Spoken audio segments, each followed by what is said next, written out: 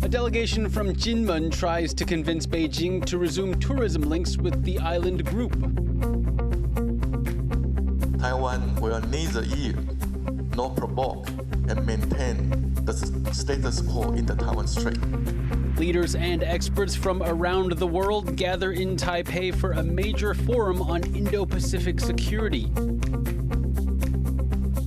A month after Typhoon Gaemi devastated the country's agricultural industries, we went to see how the country's oyster farms are doing.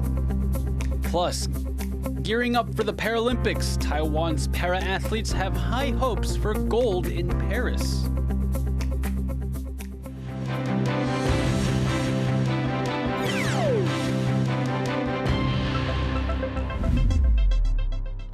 A warm welcome to TaiwanPlus News. I'm Leslie Liao. A Taiwanese delegation is heading to China to push for the reopening of tourism links. The group is from Taiwan's outlying Kinmen Islands, which are just a few kilometers off the Chinese coast. Louise Watt explains why Chinese tourists are so important to the area.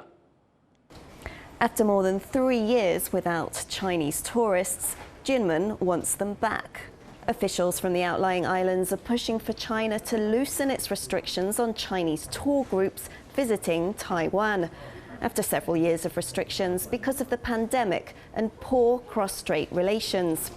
The islands of Kinmen are much closer to the Chinese coast than to Taiwan's main island, and they're particularly dependent on them for tourism and trade. A delegation led by officials from Kinmen's local government is expected to meet with Chinese officials in Beijing on Thursday. In June, Beijing allowed the first Chinese tour group to visit the Matsu Islands since 2020. Different islands also close to the Chinese coast. There are still tense relations between the Taiwanese and Chinese governments, but officials in Kinmen hope they can build on the goodwill they have with China to welcome tourists back and boost their economy. Scott Huang and Louise Watt for TaiwanPlus. High-profile figures from around the world have been convening in Taipei for security talks. As Chris Gorn reports, speakers are promoting Taiwan's sovereignty at the Ketagalan Forum.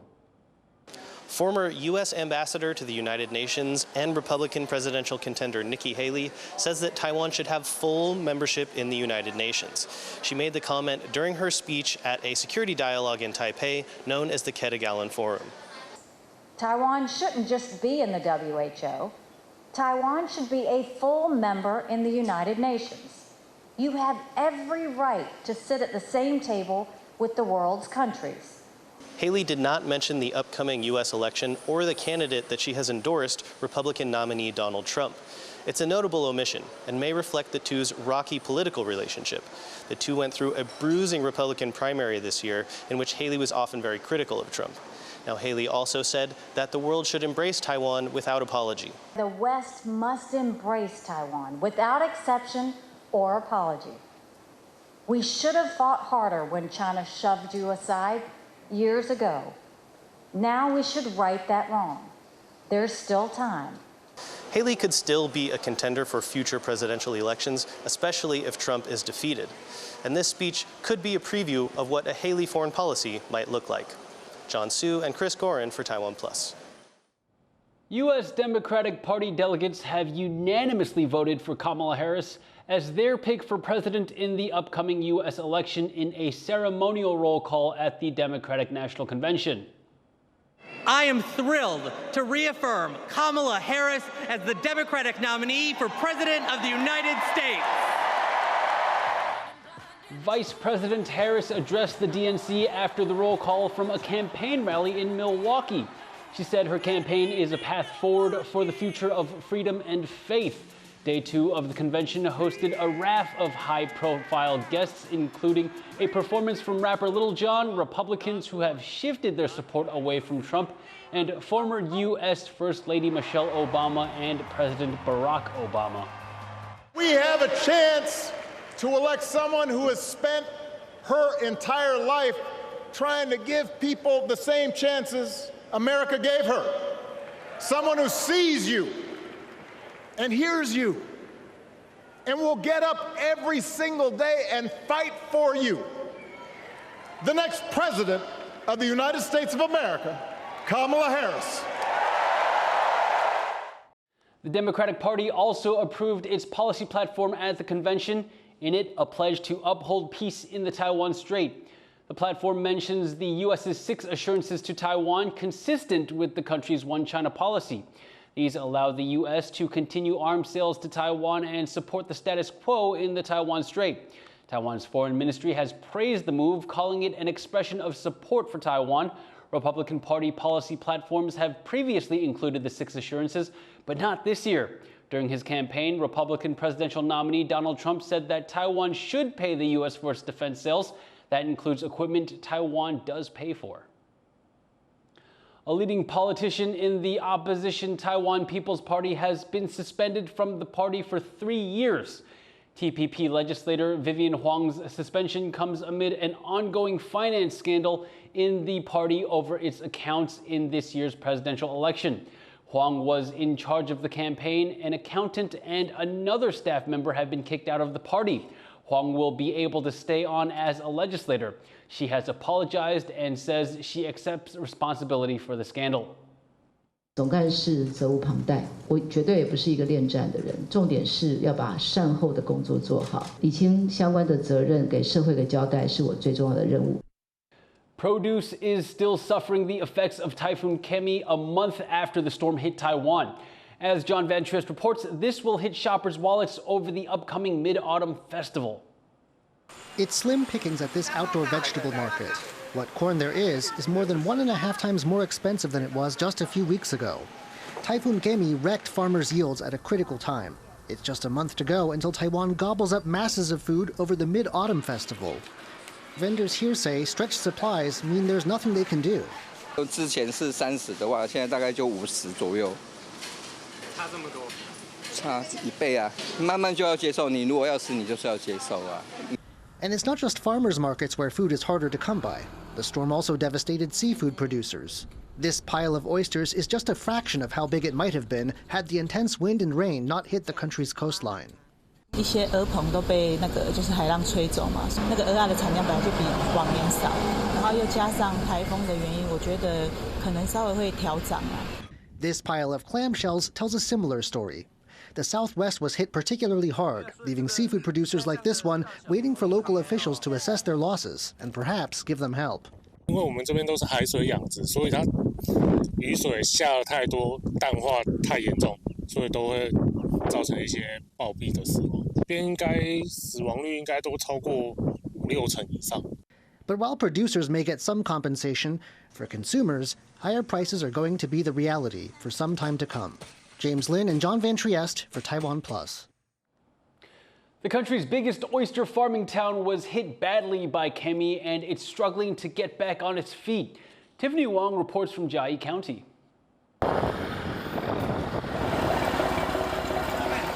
Oyster farmer Chen Jinyin brings in the day's harvest. He's been out since 5 a.m. collecting oysters in the waters near the coastal town of Dongshi in Taiwan's southern Jiayi County, only for a measly catch.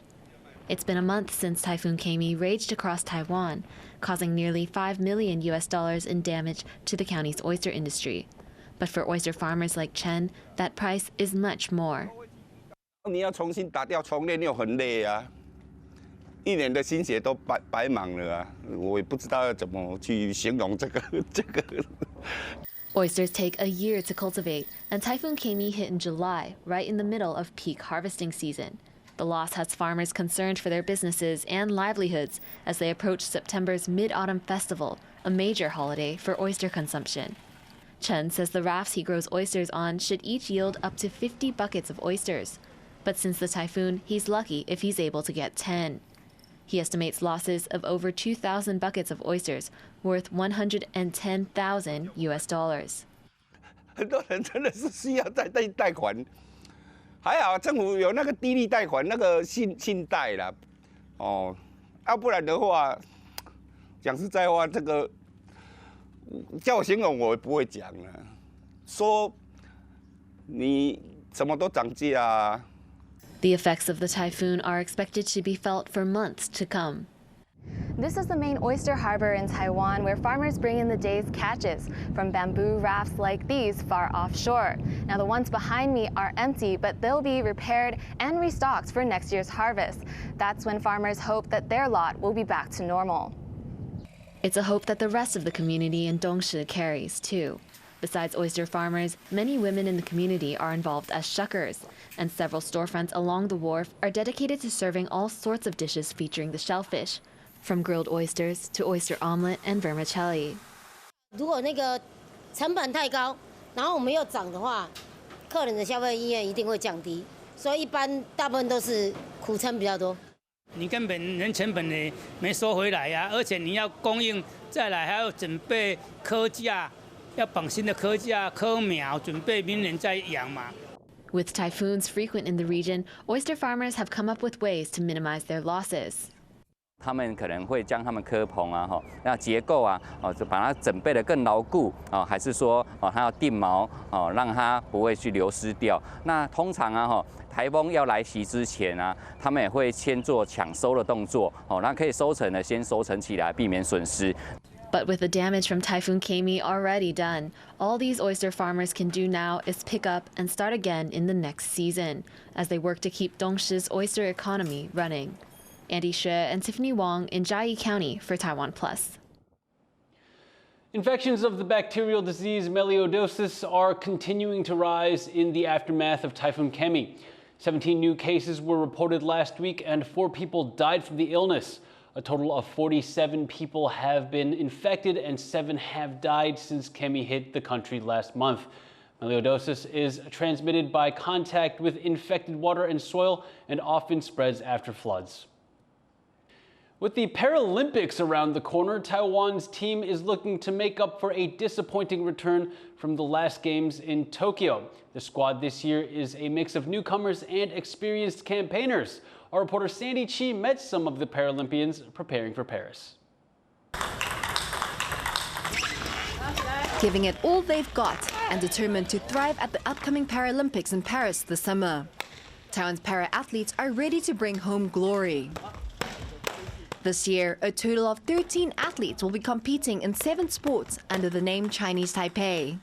The team is more confident this year, after having been allowed access to facilities at the National Sports Training Center in southern Taiwan. It's the first time such resources have been dedicated to the Paralympic team.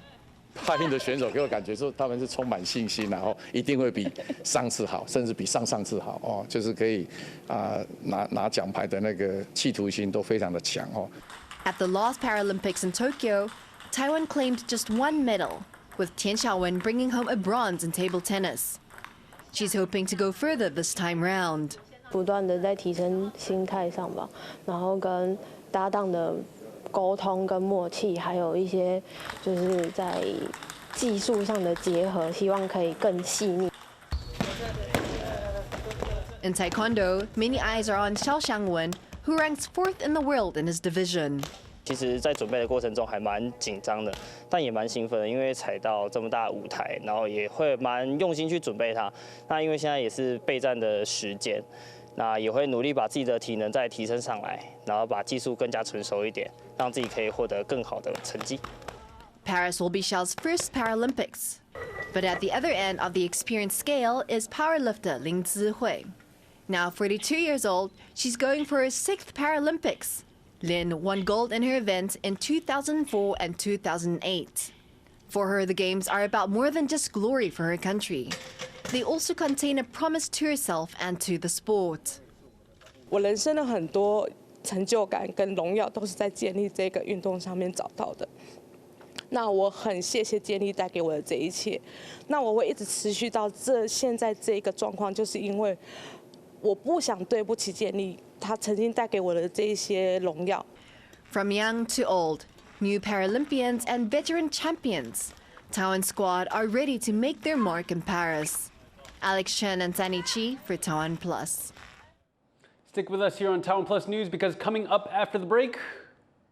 3, 2, 1, shovel! Semiconductor giant TSMC breaks ground in Germany. We dig into the implications.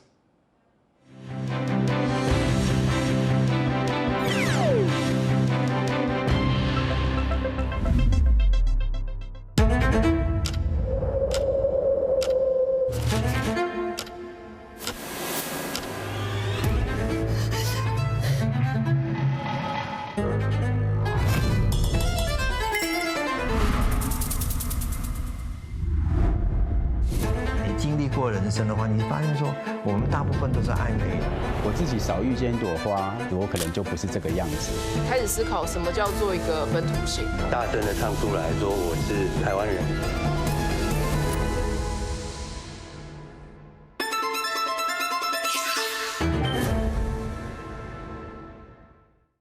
At a time when the world feels more divided, a platform for diverse voices to come together. I'm Divi Gopalan. Join the dots. Be part of the conversation.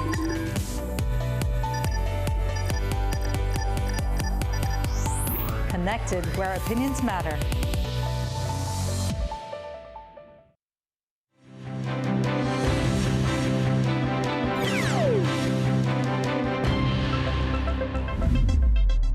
Welcome back. You're watching TaiwanPlus News. Chip giant TSMC has broken ground on its new fab in Dresden, Germany. It comes as Europe looks to safeguard its chip supply. Our reporter Chris Gorin spoke to Frank Bosenberg from the German Industry Association Silicon Saxony about the impacts of the new plant.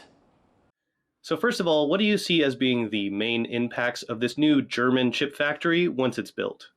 First, it's again another major fab in the same size as the ones by Infineon or GlobalFoundries. So it increases the diversity just by the players itself. It will help to internationalize the entire region, namely by Taiwanese and further on Asian community that we really expect to grow. And last but not least, it will also have an impact on the supplier base, which will be also more internationalized and more diversified. So it's really strengthening the region as a whole, contributing to a very positive development that in the foreseeable future. You might know that Bosch and Infineon are also part of the joint venture that together with NXP and of course the major shareholder TSMC forms ESMC, which actually broke ground today. What about labor? There's been reporting of conflicts between TSMC and its Arizona workers. Do you know if any extra steps have been taken to address this issue in Germany? We have seen several delegations from Taiwan, of course, led by TSMC here on this issue already. And the new managing director of ESMC, Christian Keutsch, is a former fab manager of Bosch. Just by the setup of the main staff of ESMC alone, this challenge is tackled to some extent. And then I also take trust in TSMC that they learn from experiences they made. So I won't expect those challenges to occur in the effect as we saw it in the US. Would you like to see more TSMC factories in Saxony? Yeah, of course I do. Of course I do. I mean, it's an economy of scale, and it's a typical way of extending existing production facilities in a site that you already have. We have seen this by the existing players already, and of course I hope that TSMC will also do so. Chinese President Xi Jinping has promised to strengthen ties with the Pacific island of Fiji.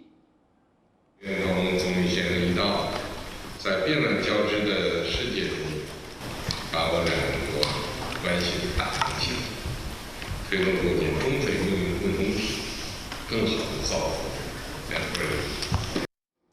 Xi has met with Fijian Prime Minister Sitiveni Rabuka in Beijing. The two leaders have signed a series of deals on trade, military aid, infrastructure, and Chinese language education. China has been paying more attention to the Pacific region as it attempts to isolate Taiwan diplomatically and head off the influence of the US. The European Union has slashed its planned tariffs for Tesla's Chinese-made electric cars and for some Chinese firms that work with EU automakers.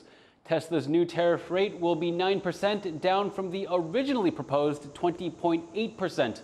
Other Chinese car companies like BYD, Geely, and SAIC will also see small tariff reductions.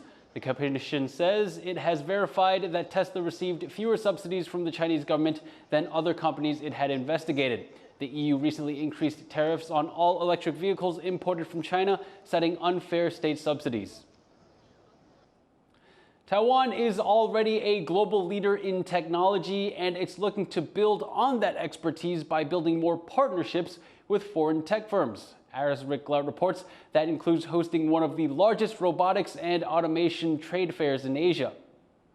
Robotics and automation is an industry worth tens of billions of US dollars worldwide. And here at Intelligent Asia, Taiwan is pushing itself to become a hub for these new technologies.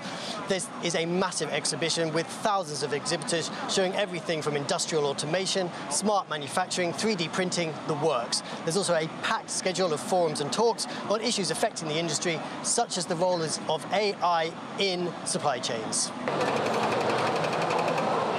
This is the world's first AI-powered barbecuing machine. It lets you roast your meats without getting your hands dirty. I'm joined by the company's CEO. Could you tell us how does it work? 可以利用手机的操作，然后它是一个 AI 烤肉的一些部分，然后可以利用这样子，然后就可以远离火焰，而且可以让这个烤肉啊变得均匀一点。 There's a lot of buzz and excitement around this event, and there's even been rumors that NVIDIA's CEO, Jensen Huang, could make an appearance over the next couple of days. Taiwan, of course, has a strong background in cutting-edge technologies, mainly the production of sophisticated semiconductors, now hoping to carve out more of a name for itself in these emerging technologies. Joseph Wu and Rick Liao in Taipei for TaiwanPlus. Every year, election campaigns create countless tons of political banners, posters, and other publicity materials. What happens to them when the election's over? One fashion designer in Mexico had a creative idea. Harrell Hughes has more. An old hand at upcycling. Mexican fashion designer Camilo Morales has made bags, clothing, and accessories out of everything, from plastic shopping bags to scraps of fabric. These days, he's been working with a new material, and there's an almost unending supply of it.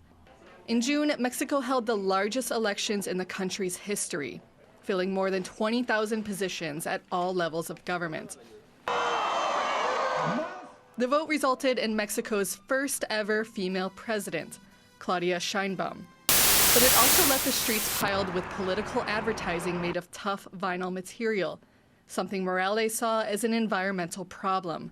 Deberíamos de apostar a que dejen de usar este recurso, porque como dices, o sea, es un material bien difícil de reciclar y de que se biodegrade, porque pues hasta traen su logo de que son reciclables, pero al ser un compuesto de dos polímeros es muy difícil el proceso y muy caro, entonces realmente pues no lo hacen los partidos, ni les interesa.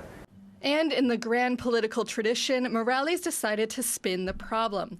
He would take the tough material and use it in his next design project, tote bags. In fact, he began taking his scissors to the vinyl banners a year ago, when campaigning for June's elections started. Pues empecé por el hartazgo de verlas. Primero las bajé sin tener como un objetivo claro. Hasta después ya fue que las convertí en bolsas para regalarlas con mis compras. Y de ahí fui como experimentando en técnicas y variaciones. Now Morales is selling the bags under his own brand. A simple design of all white costs around $5 US. At the higher end of the range, a bag featuring the smoky eyes of Mexico City's next mayor, Clara Brugada, will set you back around $30 US. De hecho digo en broma de que pues literal crecieron de los postes porque había veces que hasta bajaba en la noche bajaba cierta lona y al día siguiente ya había nueva lona. Y las empecé a bajar desde hace un año porque en este proceso electoral se la volaron con la antelación que empezaron a posicionarse. In Mexico City alone, an estimated 10,000 tons of advertising material were produced for this election cycle. And Morales is not alone in trying to find new uses for the vinyl.